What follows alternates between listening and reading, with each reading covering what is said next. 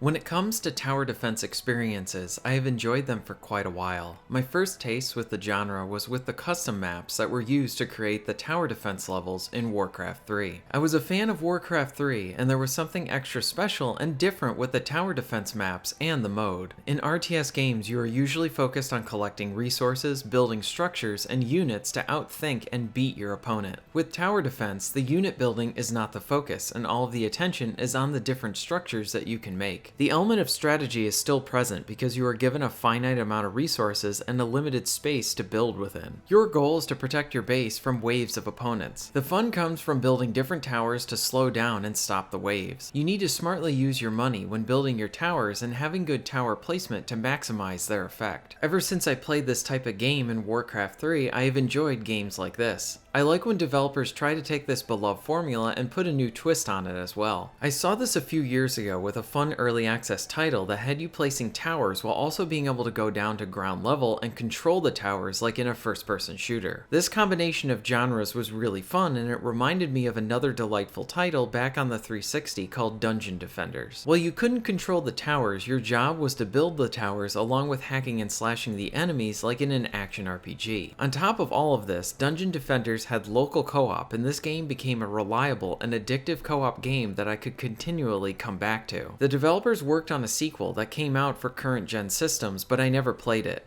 This one was free to play, and I didn't hear much buzz surrounding it. While at PAX East 2020, I saw a new Dungeon Defenders being demoed, and I had a chance to talk with the developers. The developers told me that they wanted to capture the fun and spirit of the first Dungeon Defenders, more so than they did with their sequel. They felt like they didn't do the best job with their sequel, and they intended to right their wrongs with this new game. It is rare that a developer is so honest with their statements. Dungeon Defenders Awakened launched earlier this year in early access, and later it's coming to all major platforms.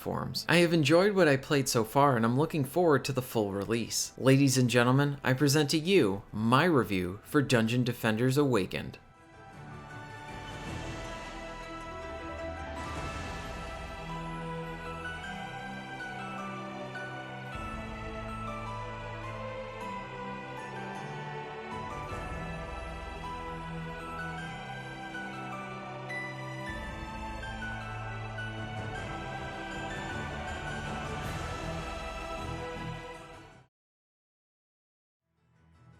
Dungeon Defenders combines action RPG action with tower defense strategy.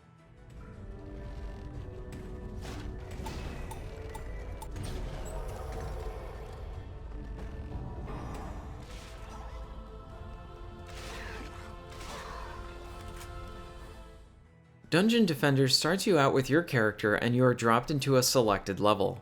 When you first start out, you can walk around the level without needing to worry about the enemies coming at you or destroying your base. This gives you a nice opportunity to play around with a layout and see what structures would work best for you. The main goal is to prevent your base from getting hit and halting the progress of the enemies.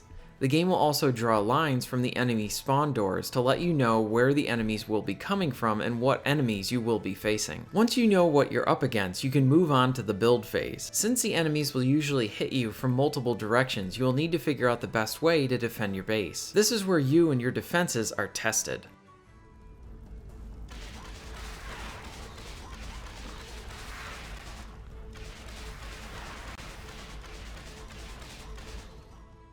As you defeat enemies, they will drop gems. These gems are your main source of currency for your towers and your traps. You can use the gems to buy more of these, along with taking opportunities to repair your defenses, along with upgrading your towers and traps so they perform better for you. While in the combat phase, you can build more towers and defenses on the fly if you need them. The game rewards you for planning and building your towers appropriately, and there's a nice sense of satisfaction of making it through a tough wave of enemies and your base never gets any hits. If you are playing by yourself, you need to make sure that you are managing your defenses on each of your fronts. The different character classes cater to different styles of play and add a lot of variety to this game.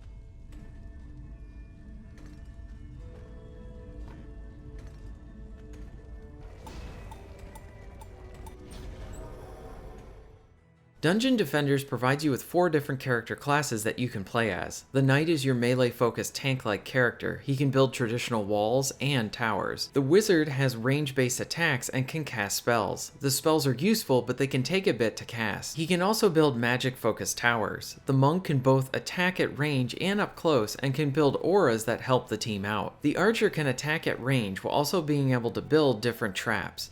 Each of the different characters have different uses. One thing to note is that when you're playing in single player, you can swap between the different characters as long as you're not in the combat phase. This way you can mix and match the different structures from each of the classes and use them in your defenses, along with switching to the character that you prefer to use while in combat. The melee combat is one area that I do think is a bit of a weakness. It is fun to slash through a bunch of enemies, but it doesn't really feel that engaging. I much preferred playing as the Archer to be able to shoot everyone that I came across. Co-op play is fun because each of the characters fit into different roles and you can develop different strategies to succeed. As you defeat enemies and complete waves, you will earn experience points, and once you level up, you can put points into different stats. The upgrades are divided into 2 parts, upgrades for your characters and upgrades for your structures. Along with this, when you complete a wave, you will earn lots of loot to outfit your characters with. You can also use money to upgrade your equipment and improve in a more personalized way. The ARPG gameplay mixed with the tower defense format is really fun.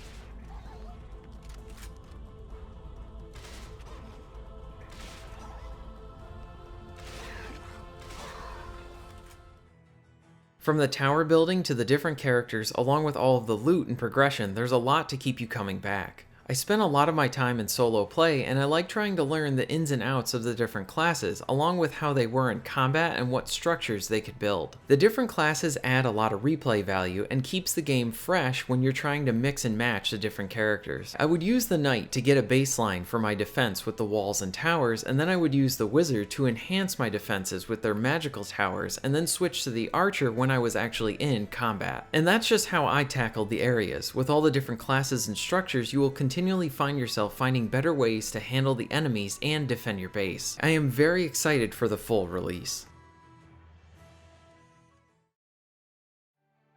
Dungeon Defenders is really easy to pick up and play while being addictive and challenging on the harder settings. I found myself getting easily pulled into this game and wanting to play just one more level to be able to level up my characters and potentially earn better loot. The game currently offers 2 modes to play, with one being the campaign, and then you can play the levels with a lot more waves in survival mode. The game comes with a good amount of maps, and there's one thing that I want to discuss. While I do find this game rather enjoyable, I do think that the price is a bit hard to swallow considering that this is an early access title.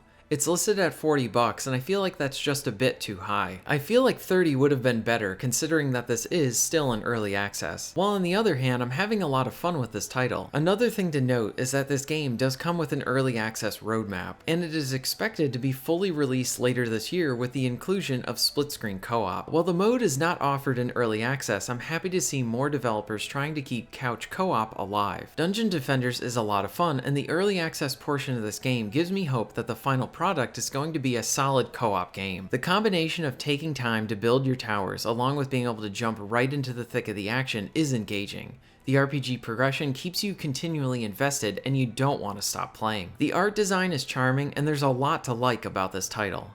While this is an enjoyable early access title with a good amount of content, I would recommend if you're highly interested in this title, then check it out now. Or at the very least, keep an eye out on this one when it fully releases. Thank you very much for watching.